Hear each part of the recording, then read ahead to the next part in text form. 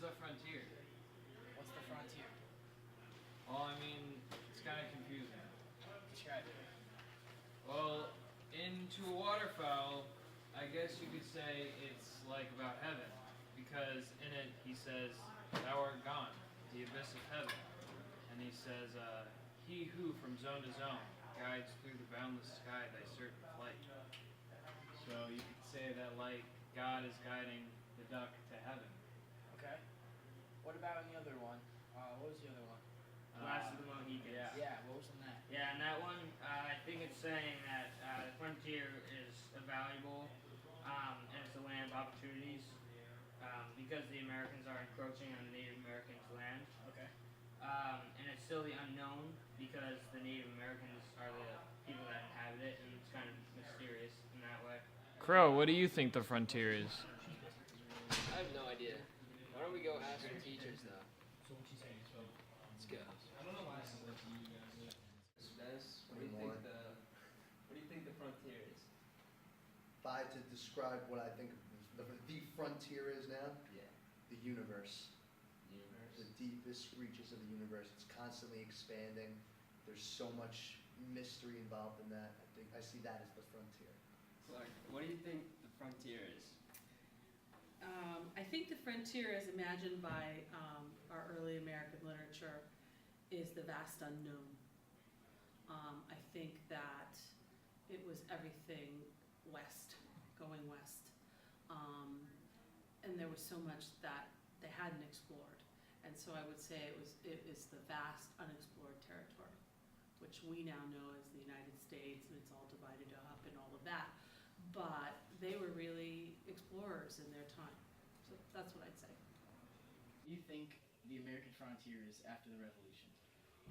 I think the American frontier after the American Revolution was really freedom for all the American citizens, that they all then had the opportunity to expand out, and there was always another opportunity and a new way to start a new life, which is kind of the American ideal. As they came over from England, they got to expand that and keep that freedom rolling all the way west. All right, thank you. Ms. Muma, what do you think the frontier is after the Revolution? What is it like or what it is? What is it? What is it? Oh, jeez. I don't know. Anything past the Mississippi River? Okay, on a more symbolic level, what do On you a think it is? symbolic level after the Revolutionary Moment. I don't know. Where the dinosaurs roam. I have no idea. Mr. Brennan, what do you think the frontier was after the Revolutionary War? After Revolutionary War, there was the frontier was there was not much out there, and it was the expansion of people taking a gamble and going out there and trying to find what was out there.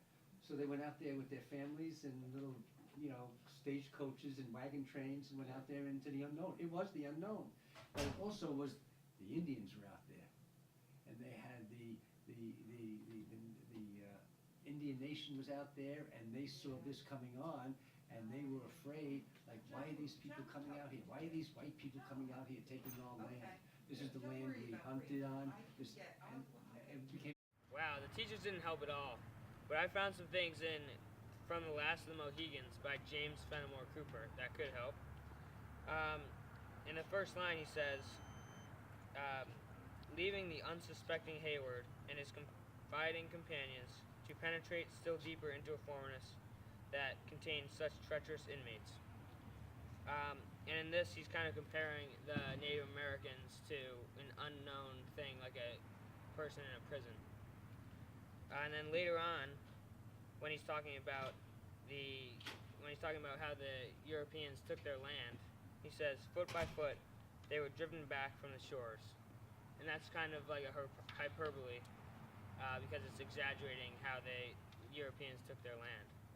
What did you find in The Waterfowl? Yeah, and The Waterfowl by William Cullen Bryant. I found two stanzas that kind of relate to the idea of heaven. First is, all day the wings have fanned at the far height the cold thin atmosphere, yet stoop not, weary to the welcome land, thou the dark night is near. This related to heaven, like the divinity, because of like the unknown fear it represents.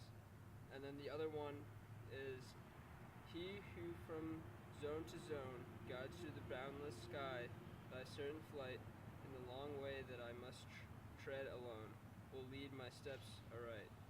This relates to heaven because of like the freedom and the no boundaries concept that it portrays. That's kind of what I found.